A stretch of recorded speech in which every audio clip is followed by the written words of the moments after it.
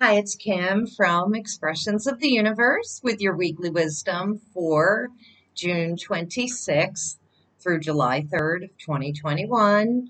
And we're in an in-between week between the last full moon and the next new moon. However, it's going to be a little bit of a turbulent, emotionally turbulent week coming up. I did another good blog. I'm really enjoying listing what is going on each day in my blog at expressionsoftheuniverse.com. And then coming on here and maybe talking about it, pulling cards for all of you. And that's what I feel like I want to do today is, get back into pulling cards for all of the signs. I know I do that on like full moons and new moons. Sometimes I'll do pick a cards, but I want to try and give more back to all of you so that you're guided for the week. So be sure to check out my blog. Make sure that you hit wherever my little face is, either here or at the end of the video. Subscribe to my YouTube channel so that you don't miss anything. A few months back in March, I started what I'm calling the Pallas Project. Pallas Athena, who is an asteroid goddess. I asked for some volunteers so that I would take a look at their charts and analyze where Pallas was in their charts and compare it to the transit that's occurring from March 7th to March 7th to February 14th, March 7th of 2021 till February 14th of 2022. Pallas moved into Pisces. So she's, Athena, the warrior goddess. How is she playing a role in the sky? How does she play a role in our charts? And I finally started to roll out the videos. Originally, I was just trying to make one video. And then when I realized how long the components were, I knew that that was out the window. I did lose interest in it over the past couple of months. And now I'm starting to, reemerge with my creativity. There was also a deck that I was working on.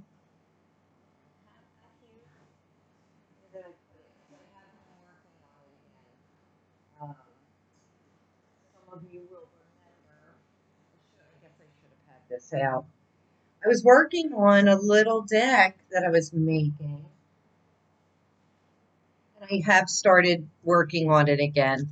So I was making little oracle cards for all of you. And I was hoping that maybe, I would have some limited quantities of these. It's my own art. I'm designing these mixed media, and I played around with the reproduction of those, and it seems okay, but I don't know if I'm taking on um, more of a task than I bargained for. So I have started working on these again. If some of you remember, like I said, this is my own artwork. I want to push forward with these and at least finish the deck so that I can offer these to whoever wants them. And we'll see how crazy it gets because I will be producing them myself. So I don't know. We'll see what happens. Okay. Um, let's get started and with our goddess of the week, power goddess of the week, and it's Gula, and it's card number 18, which talks to me. It says it's all about healing, but the number 18 makes me think about our heart and our decisions and how that ultimately directs us to the path that we wind up on, the path that we take. And so, I think that that's really awesome card pick. By the way, while I was shuffling, she flew out of the deck. So that was a no-brainer. Didn't have to pick. with the healing, we're in such an auspicious time to do some really deep healing. We came into the full moon in Capricorn last week, the full strawberry moon. At the same time, Saturn was sextiling Chiron. So let me put that into some sort of a description. Saturn, restrictions, sky father, rules, regulations, foundations, which Saturn rules Capricorn. So all of those things. But it's also like our home foundations, like where we came from. Um, it's our responsibilities. It's our work ethic.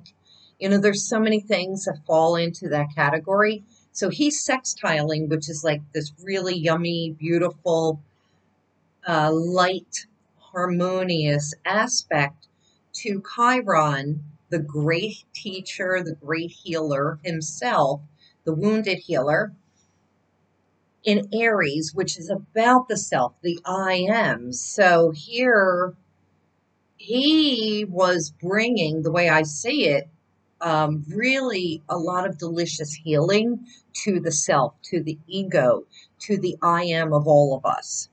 And then in comes Gula for this week, kind of carrying that additional energy with her. I will post her on Facebook and Instagram and in my blog this week. But just to give you a little excerpt, Gula is the Babylonian goddess of medicine and healing. And she's come in to guide us and bless us and our well-being. And we are being invited to address the areas in our lives that need healing, whether it's physical, spiritual, mental, emotional. So we're taking a really good look at that this week. And let's see. I hear my beagle downstairs barking to come up for some reason. I'm going to have to pause you for a moment. It's always something, isn't it? So at least I listen to him. I don't know if he pulled something in his leg or something, but didn't want to take the stairs up, so I had to walk him around to the front of the house. Anyway, healing. Back to Gula. So yeah, this is a really good opportunity for all of us to take a look at what needs to be healed in our lives. I'll elaborate on that in my post later in the week. But what's interesting, so I pulled one of the Shaman's Oracle cards that I had last week, and Ancestor of Memory came up. And I think this is really tied to the Gula and the Healing card, because this speaks of earthy groundedness. It is that Saturn and Capricorn energy for sure. It's our roots, where we came from, the memories that we have from those places, and how some of us can get really stuck in, sorry, I hope you get a good laugh out of that. How some of us can get really stuck in the past, especially when it comes to our foundations and our memories and different things. A lot of us go into a regression, thinking that the past was better than it actually was. So that's part of the healing as well. And so I liked this card. I don't know if I'll present it this week or not, but I thought that I would share that with you. And I feel like it ties into the astrology as always. And my crystal of the week, this was interesting because I pulled this randomly, pyrite, and then I couldn't find my pyrite. It happens every single week. I pull a card to get the crystal of the week if nothing has, prompted me to work with. And I couldn't find this. So, and I did find it. There's a nice piece of pyrite. It looks beautiful in this picture. I've seen even nicer specimens, but this is pretty nice. So what I did, something that I never do, because I searched for this for a long time. Every place that I know that I usually have my pyrite, couldn't find it. So I put this card back into the deck.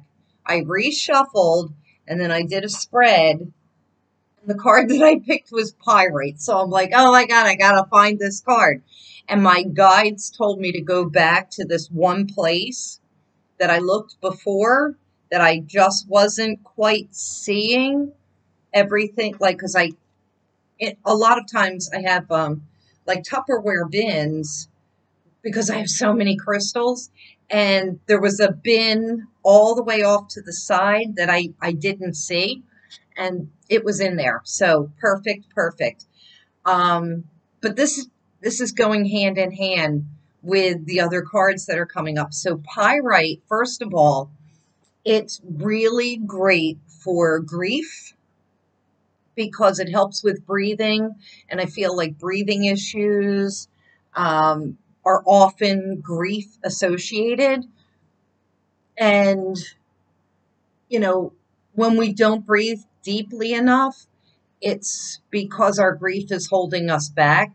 It could even be past life grief, unsure. But pyrite is asking for us to count our blessings, realize just how abundant we are. So we are looking for the gratitude of what we have in our lives, the people we have in our lives, the material blessings that we have in our lives. And yeah, so when it comes to relationships, take a look at your relationships and see, who and why you're grateful for them.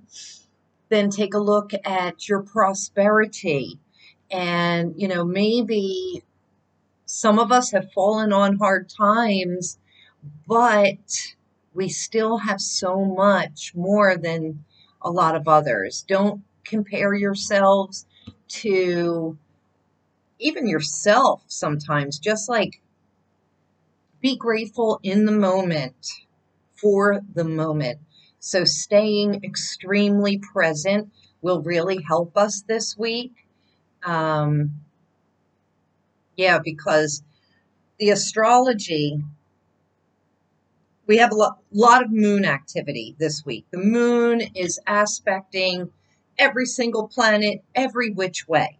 So to me, I kind of had this vision of being in a boat in the ocean or even on a lake, and a wave runner comes by and creates this huge wake. And then there's a ripple effect, and it takes the boat up and it brings it down, and it takes it up and it brings it down. It was kind of making me feel a little seasick. So it's going to be so important to stay grounded.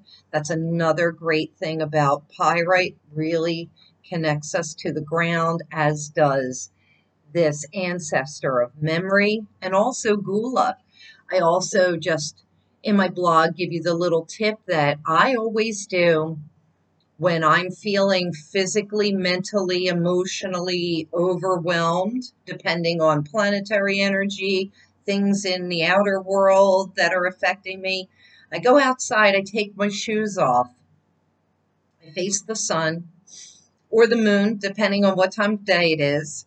And I put my arms out. I do Buddhi Mudra, which is touching pinky, thumb to pinky. You could do it this way, or you could do it this way. And I breathe deeply and I allow myself to connect to the earth. It's a known fact. I've talked about this. I've even demonstrated. Like I have an earthing mat that I used to sleep on. I should probably start doing that again. When your body, which is a conductor, this is why we get electrocuted, touches the ground, it shuts off all of that that negative energy. And if you have pain somewhere, so like when my shoulder was bothering me, I laid down on the ground, it almost instantly takes all of that away. Of course, as soon as I stand up, or a headache, as soon as I stand up and my head or my shoulder, whatever's hurting, isn't touching the ground, the pain does come back. But as long as I'm laying there or standing there, it really makes a big difference. So I recommend that. I had a crazy week this week with a lot of spiritual happenings.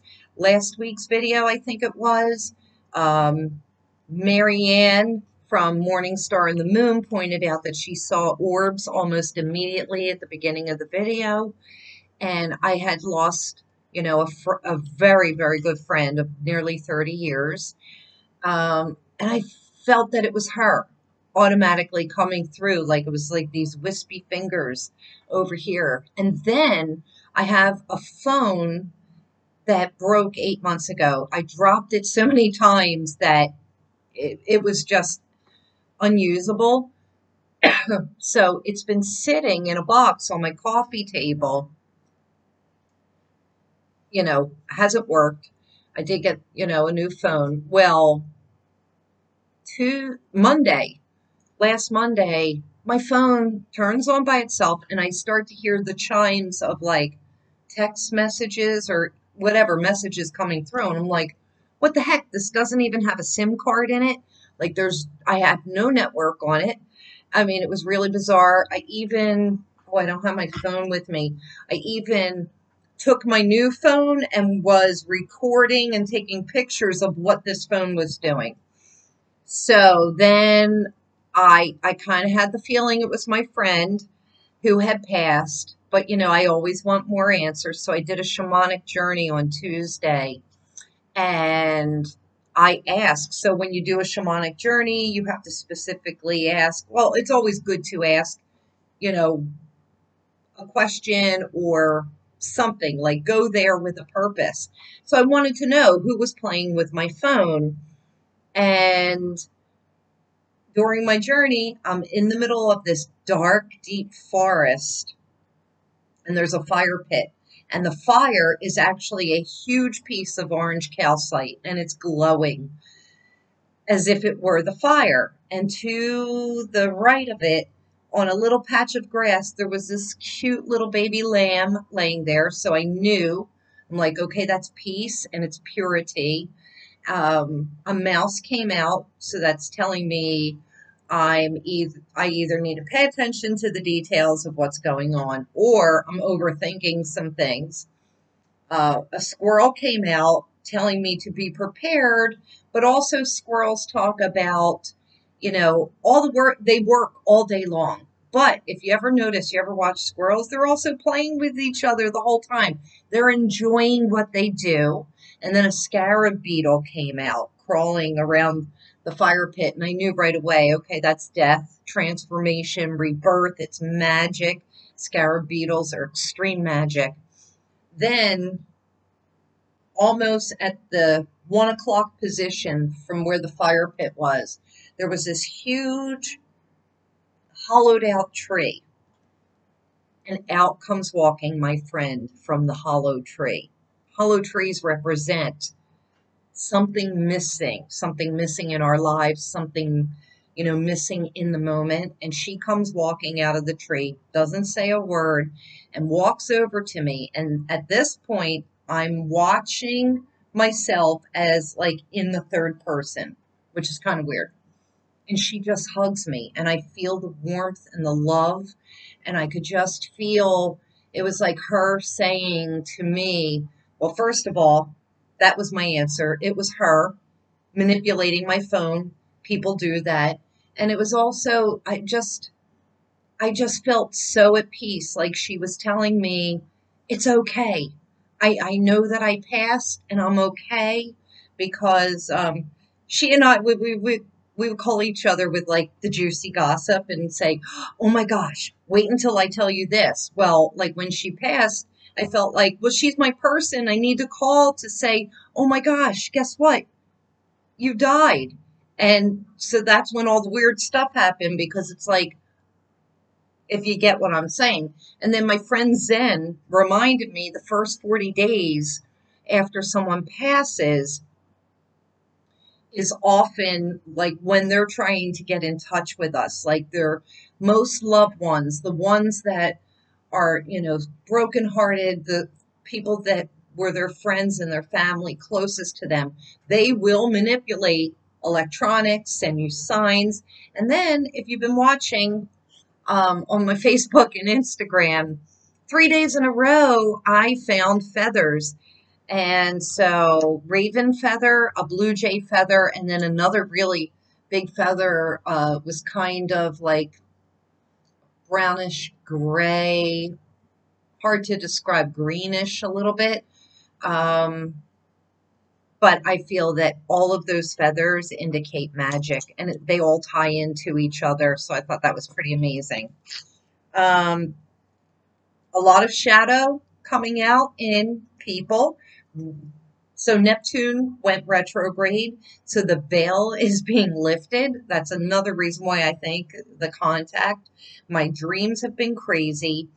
The moon, when the moon goes into Pisces this coming week, really pay attention to your dreams, your intuition. I think things are going to be very, very watery, very foggy, weird happenings. But with Neptune going retrograde, the veil's being lifted, so clarity is coming. It's like our blinders coming off. But we're seeing a lot of people in situations for what they really are and not the illusion of. There is always a tendency to escapism, not wanting to face reality whenever Neptune is involved. There's also a tendency during this retrograde for those that are on the wagon in recovery to slip back into those old habits, whatever it is, whether it's food, drugs, alcohol, sex, whatever you're overindulging in, especially because Neptune is retrograde. It's going to be like this push-pull desire. But the one other thing that I noticed besides the shadow, we're seeing the shadow in people, and I see like a lot of ugliness in a lot of people. Those people really need some deep healing. Um, the focus this week, especially with Gula, where'd she go? I put her away. With that Gula healing, the focus this week is to focus on yourself. And we're also in Cancer energy, so it's that nurturing of the self. It's so super important because a lot of people are going to be throwing their crap on us. And we will also, with Venus is making some aspect. I write it in my blog. I can't think of what it is right now. Venus is quincunxing. I can't remember. Venus is quincunxing something.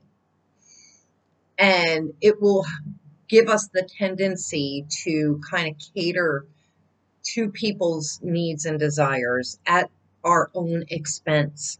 And I think a lot of wounds, when things aren't reciprocated or appreciated, they'll arise from that. So really just focus on yourselves. What I've noticed, and I want to hear from you guys, is that I've been seeing a lot of different shows coming up involving the devil and that duality, that polarity, devil and God, devil divine. Really entertaining, like not scary, but like giving me things to think about as far as the duality of the worlds. And I feel as though like we're being tempted. I always pay attention to like what's hot on TV and in movies and everything because it's like archetypal symbols that are really playing out in the world. And I feel as though, fear is losing its grip on people a little bit. I think a lot of people are still steeped in it. And then the devil comes back to tempt us with Oh, another tragedy, another catastrophe, keeping us stuck in the fear, and fear causes disease. So I'm just going to leave it at that. I'm going to pull cards for every sign. I know I'm towards the end. Hopefully you hung in there. I'm using, I think it's Rebecca Campbell. Can't remember. Cannot remember the name of this deck. Oh my gosh, I'm having like these moments. But this is what the deck looks like. She also has like a star seed deck. I forget what the name of this deck is. I'm sorry. You can message me if you want to know, and I'll I'll get that information to you at another time. All right.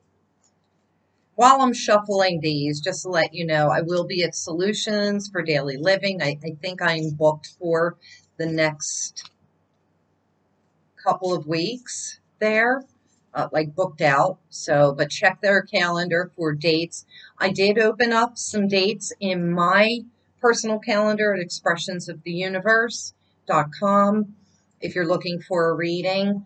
I also I do those through Zoom, and I do record it and provide you with a little video to go with it, and that's for astrology charts and card readings.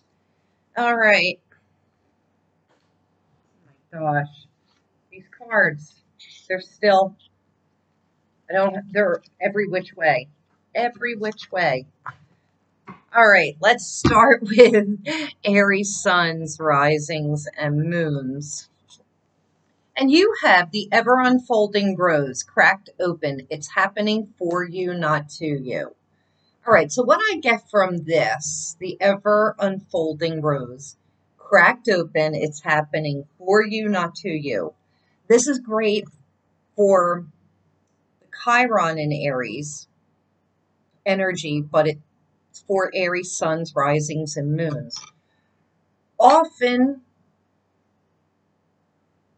we are playing the victim. And when something happens, people make it feel as though it's happening to them when you don't know if it's really happening for you for your benefit, no matter how horrible it is.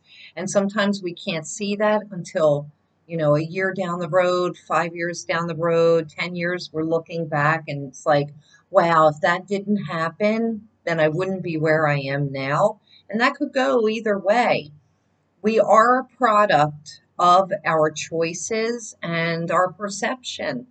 So that is my little advice for the Aries suns, risings, and moons. Try to look at things a little bit differently and step back from that victim role and take on an empowerment position instead. Okay. Taurus, suns, risings, and moons. And I'm in that category now because I'm a Taurus rising. And more, I am really understanding how I truly am. And I am so stubborn, my goodness. It's birthing a new age, birthing new creations, dreaming a new world into being. I love that for us. Tauruses, they are magical manifestors. And so they have to be really careful about the words they use, how they're thinking, because they can manifest like that. Also, with Uranus being in Taurus, still for the next 5 years-ish, things are changing. This is that new world birthing. We're going from, that 3D density into more of a 5D ethereal energy. So this is really beautiful, but you have to think it and live it and believe it before, it comes in. But this is what's going on for the Tauruses. I love it because I really do feel like things are changing, things are shifting, and I'm really excited about like what is going to happen. All right, Gemini, suns, risings, and moons. It is the initiation. It's a rite of passage and crossing the threshold. So, what I'm picking up for this, for the Gemini, suns, risings, and moons, the initiation. So, this is a new beginning. It's almost as if there's a graduation, like, oh, you made it through the tests and you survived, and now we're going to bless you. So think about, the eclipses that we had in Gemini, the Mercury retrograde in Gemini, all these trials and tribulations all in Gemini over these last couple of months. It's like now we're finally moving away from it and something really amazing is going to happen. And my guides are telling me not to forget about the North Node in Gemini and how that really played a huge part. So if you are a Gemini sun, rising, or moon, we've kind of just gone through the bowels of hell in a sense, and something new and wonderful is coming. New beginning. I love it. Cancer, suns, risings, and moons.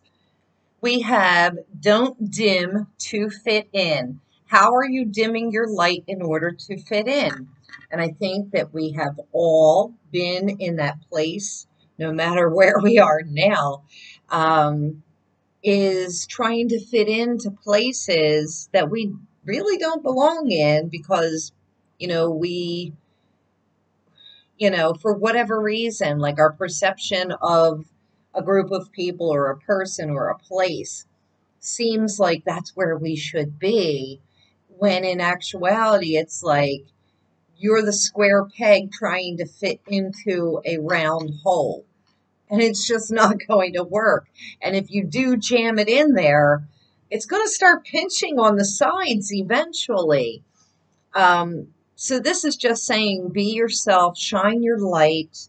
Don't try to fit in to please others, because eventually you will start to feel the the disparity and the tension, and why prolong it? If you find yourself not being authentic, or you think that you have to be a certain way for someone to like you, uh, then you got to start doing a little bit of rethinking and homework. But that's your message. That is your message, especially with the sun in Cancer right now. So look at the sun like shining. Ah, the sun's in Cancer. We just had the full moon in the opposite sign of Capricorn. Big focus on self-nurturing. Just saying. Leo, suns, risings, and moons. And this is awakening. Ooh. It says energetic upgrades, a new way of being, and integration. All right. So Leo, suns, risings, and moons. I'm a Leo moon. If you've done the work, if you have been working on yourself, if you have let go and released what has been weighing you down, you will float. You're going to float above it. You're going to integrate and ascend. What does that mean? Well, it's kind of like also a little graduation. You finally got the lessons. You finally realized, oh my gosh, this thing that I keep doing keeps holding me back. I got to knock it off. And then, it's like things finally start to click. Now, remember, when we do make these upgrades, it's not a linear climb, just so you know. It's more like, well, like it's hills and valleys. And, or like, I even like to look at it as a spiral, because we keep coming back around to certain things before we go up to this, up that spiral. And a lot of people don't realize it's not a straight line. It's not an A to B destination. It is not linear. It is like in the Fibonacci sequence, you know, we're spiraling up or we spiral down. You just don't drop and hit rock bottom, and you're not like a rocket where you just shoot up and there you are. So that's kind of what I'm getting at, and that's what Leos are going through, is a new upgrade and a new ascension. If you did your work, if you learned your lessons, and you cleared some of that old ego crap. The weather is ridiculous, and I just can't get this hair to do what I want it to do. That's my Leo moon coming out. All right, Virgo. Virgo. This is such a Virgo card without even putting my glasses on. It just like it reminds me of like a holy mother. Um, it's Anna, grandmother of Jesus. Oh, interesting. So see, I kind of knew that already just by looking at the picture. And she is seeding the light, laying foundations, and talking about a divine plan. So for Virgos, you are ruled by Mercury and I believe also Chiron. It's a dual ruling. So Mercury is finally starting to move forward, which I want to point out. Mercury hasn't moved since June 18th and will be starting to move this week. So that's really good. I feel like Virgos really kind of, because of that, have been a little stuck. So Virgos, you were trining this full moon in Capricorn, also possibly Pluto retrograde, and we can't leave out Uranus in Taurus. So there's been a lot of tension on Virgos, almost as if they pulled back and they're kind of waiting in a holding pattern. So that's what I believe this card talks about. Seeding the light, laying the foundations, and the divine plan. So it's like you're preparing your garden. This full moon in Capricorn we just had is a great time for you to start sprinkling in your seeds, and then you're going to sit back in patience and wait because there is a plan. I just feel like, Virgos right now are kind of, like I said, in a holding pattern, but that doesn't mean that you get lazy and complacent. Now is the time. This is going to be a really good week for you to, slowly start crawling out of the cave and turning up that soil. This will be a good week for that. You still need to exercise some patience. All right, Libras. Libra. What do I see here? I don't know. It's the age of light. You've been training for this for lifetimes. Interesting. So, what does that say to me with the Libras? So, Libras, right now, you've been also kind of like in a little bit of a holding pattern along with the Virgos. You really haven't been in the spotlight, but you're coming into the spotlight. So I feel as though, to me, it's a good time for Libra suns, risings, and moons to take this time to recharge your batteries, charge up, because come September, there's going to be a big focus on all of you. The age of light also comes when you can balance out and become harmonious with what's going on around you, utilizing and exercising fairness and harmony, but also a little bit of justice and maybe a tinge of sarcasm would work, because, we have to have humor.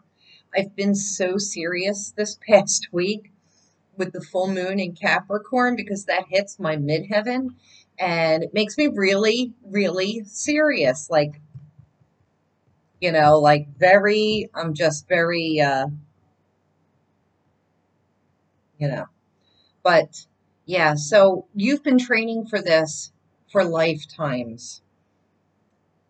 I think that we're going to start to see like little sparks of light, little sparks of harmony and balance. And you'll know how this aligns with you. Something that you have been waiting for lifetimes also, or training for, could start to circle back around, like start to unfold and present itself to you, something that you've been waiting for, like a sign even to move forward. Like that's what I'm picking up for that. Scorpio, suns, risings, and moons. It is warrior woman. Now, if you're a Scorpio man or identify, you know, as a man or a masculine energy, that's okay because this still goes for you. It says, Scorpio, suns, risings, and moons, have you answered your deepest calling? So, the reason why I think this is depicted by a warrior woman is because, think about the power goddesses that I've been presenting all of these weeks, one card every week. These are women in history that no matter what anybody told them, they used their internal power to stand up for themselves and, to fight for what they wanted in life. For the Scorpios, a lot of times Scorpios spend a lot of their time nurturing, caring for, and doing for others. So this is a time for Scorpio suns, risings, and moons to really start to step into what makes your heart sing. I know for over the last year, Scorpios really have been in that holding pattern. If you even go back or you've been watching me for a while, I kept feeling like, okay, Scorpios, your time is coming. Your time is coming. And then it bypassed, month after month, week after week. And I'm like, what is going on? And I feel like, okay, this card is telling me to tell you, start to prepare yourself and go for that brass ring. Step into your calling. What is singing to your heart? What dreams have you been having? Like, oh, I wish I could do this. And I wish I had $1 million so that I can do this. Think about those dreams, like all of those little flashes and ideas that are coming into your head are inklings to what your heart song is. Okay, Sagittarius, suns, risings, and moons. This is boundaries. Boundaries. Of course it is. Think about that south node in Sagittarius with the lunar eclipse. Oh my goodness. That was telling all of us to set up our boundaries.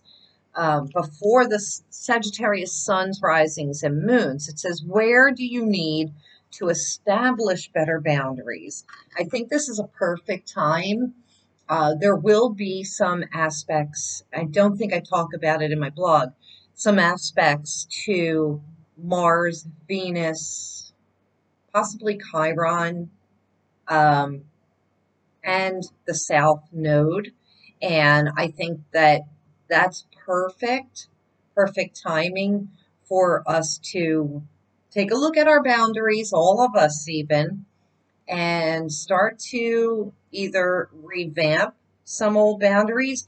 Maybe you're having to establish a new boundary line with some people. I feel like some of the Sagittarians are drawing a line in the sand with some people and possibly even just putting up that brick wall that will not come down, like closing the door forever. Also, too, because of the energy this week, we could be doing some healing with some of our other complicated relationships that maybe we've had too strong of a boundary up and we're willing to let that down a little bit, Saggies. Capricorn, Inner temple, inner temple. It's that strong reserve within yourself. Devotion, tune into the portal of your heart. Capricorn suns, risings, and moons. You're coming off of your full moon. It was, I think, the last super moon of this year. And so this is really asking you to do some heavy duty work and release, but you've got to go deep. And I know that you Capricorns are very good at doing that and getting very grounded. Oh, goodness. Um, and so when it says tune into the portal in your heart, with Mercury going direct, you want to make sure that you're out of your head. And just really, like, even if you just have to sit in silence, sit in quiet and tap into this part of you and find out what you truly want as well. Um, that's what this full moon was about. It's releasing what no longer serves the Capricorn, suns, risings, moons, and dominant aspects. And so that you can make way and make room for the things that you really want, but maybe you don't know what they are quite yet. That's why you're going to tune into your heart. This is a perfect time for that because now we are 3 days outside, I think, of the full moon. So it's like, all right, perfect time to do that work. Aquarius, suns, risings, and moons. This is asking you to get grounded. All right, so think about it. You've got Saturn retrograde in Aquarius. We have Jupiter, which is currently in Pisces, but retrograding back into Aquarius by the third week of July, I believe. Also, too, the air waves are full of mental activity. As I'm recording this, the moon is in Aquarius, which I'm very grateful for because it's leaving me emotionally detached a little bit from, some chaos and drama. But this is asking you, get ready because your ruling planet of Uranus, even though it's in Taurus, it's still your ruler, is picking up the electricity. I feel as though this week we could have some um, earthly turbulence, whether it be through earthquakes or something similar to that. So this is asking you to stay super grounded so that that Uranian energy. Oh, also too, Saturn is your former traditional ruler. And so, with that energy that's going on, and also the Saturn Uranus square, you could be electrically charged. And actually, when I get like that, I get very sick to my stomach. So, get grounded, do the earthing. But this card is saying empaths, highly sensitives, connect with nature. That's just really what I said. And I talked about that at the beginning of the video. Get outside, take your shoes off, Aquarians, and put your feet in the ground. If you're lucky enough to get to the beach, a lake, a creek, do that too because it will just dispel any kind of oversensitivity, negative energy. Like if you just feel like you're jumping out of your skin, kind of like the feeling when you drink too much coffee, grounding will definitely help you. And then last but not least, we have Pisces, suns, risings, and moons.